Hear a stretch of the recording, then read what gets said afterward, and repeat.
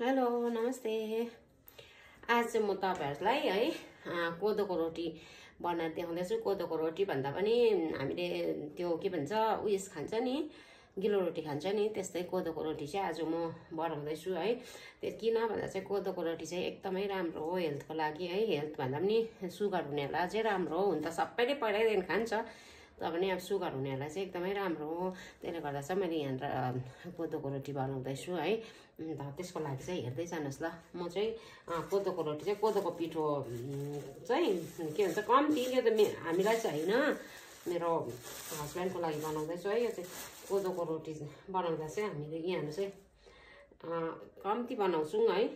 उसको लागि मात्रै 7 चम्ची हाल्दैछु मैले।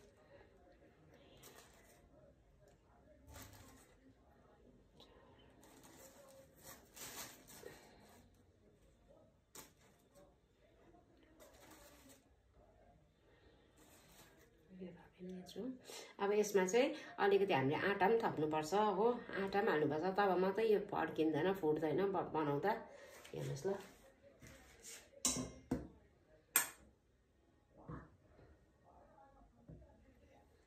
है अब यसमा चाहिँ अलिकति म सोडा पनि मिलाउँछु हो, किनभने सोडा चाहिँ एकदमै राम्रो हो नि त खानुको लागि। सोडाले चाहिँ पाक्छ राम्ररी, त्यसले गर्दा चाहिँ म सोडा चाहिँ अलिकति हाल्छु है। नुन पनि अलिकति हालिदिन्छु, किनभने ज्यादा कतिजनाले चिनी खान्छ, अब सुगर हुनेले त खानु भएन, त्यसले गर्दा चाहिँ म नुन हाल्छु अलिकति।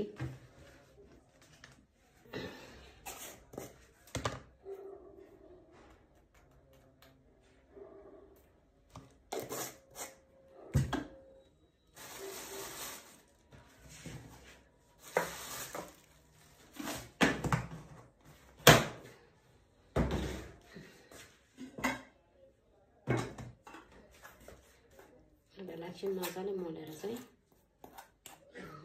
है। यसलाई चाहिँ म पतला बनाएर गर्छु, किनभने एकदमै पतला चाहिँ राम्रो छिटो पाक्छ, त्यसको लागि।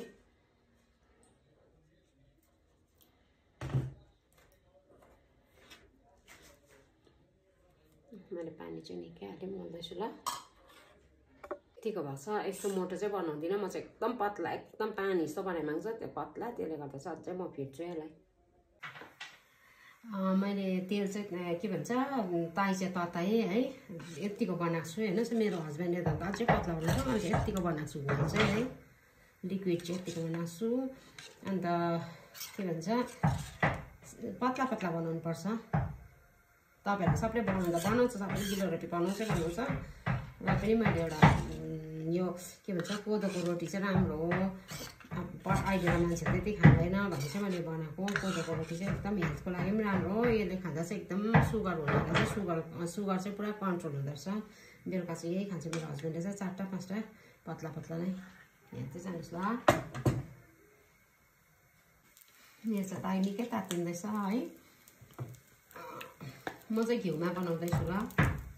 बेसी चाहिँ हाल्दिनँ, कम्ती नै बनाउँछु। बेसी घिउ मन पराउँदैन, फेरि ग्यास पनि हुन्छ, बेसी चिप्लो खुवाउनु हुँदैन राति है। त्यसले गर्दा चाहिँ एकदमै उयोमा मात्रै बनाउँछु, पतला पतला कम्तीमा। यो फर्स्ट उयोको लागि मात्रै चाहिँ अलिकति हाल्नुपर्छ है, तड्का पर्दै।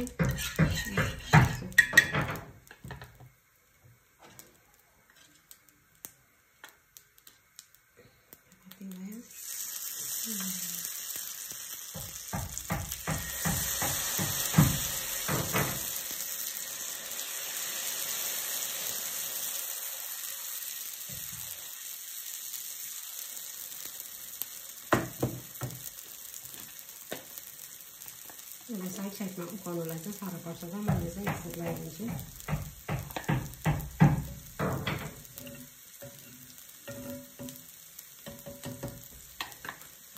अब हामीले यसले सबै छोड्दा चाहिँ यसले स्टिमले पनि मजाले पाक्छ माथि।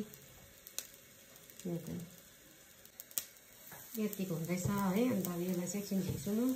यो बिचमा अलिक चिप्लो भएकोमा चाहिँ, गिलो भएकोमा चाहिँ पर्छ उयो राम्रो पाक्दैन र फेरि यो घिउ लगाइदिन्छु म।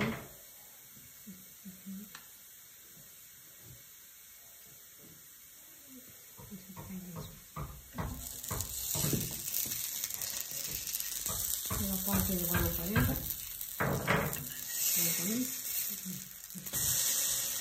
मजाले भएर हेर्नुहोस् अन्त अब यसो बनाउनुको लागि चाहिँ अलिअलि यसरी घिउ लगाइदिन्छु म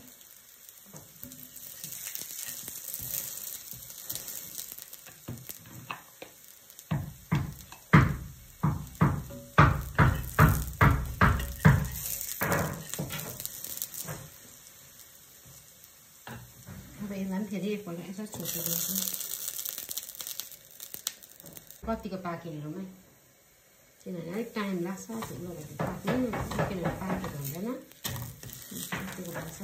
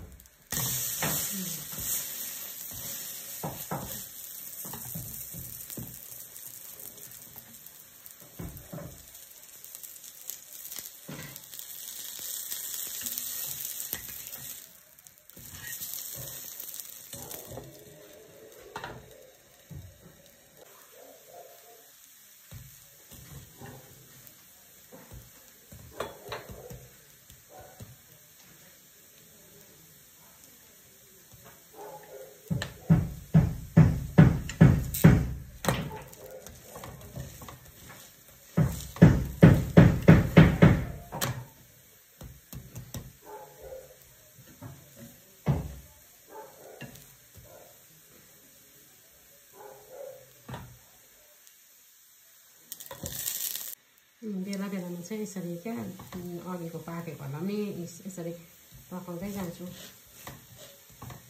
यसो गर्दा चाहिँ मजाले पाक्छ सबै माथि तलै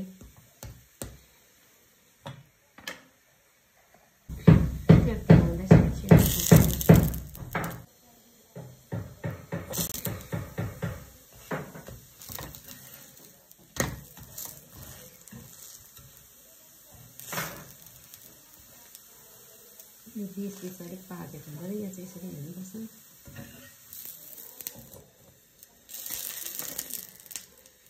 अब मेरो चाहिँ यहाँनिर 3टा भएको छ है रोटी 3टा भएको छ जम्मा 3टा रोटी भएको छ त्यसमा 4टा हुन्छ अब त्यसलाई चाहिँ म त्यहीँनिर नै छोपेर राखिदिन्छु किनभने अहिले खाने बेलामा खुल्दा तातो हुन्छ नि त यसलाई त हटकेसतिर हाल्नु पनि भएन त्यसले गर्दा चाहिँ यहीँ ताईमै राख्छु हटकेसमा त सुक्खा रोटी मात्रै राखिन्छ है तातो त यसरी राख्नु अप्ठ्यारो हुन्छ त्यसले गर्दा चाहिँ म यसलाई यहीँमै राखिदिन्छु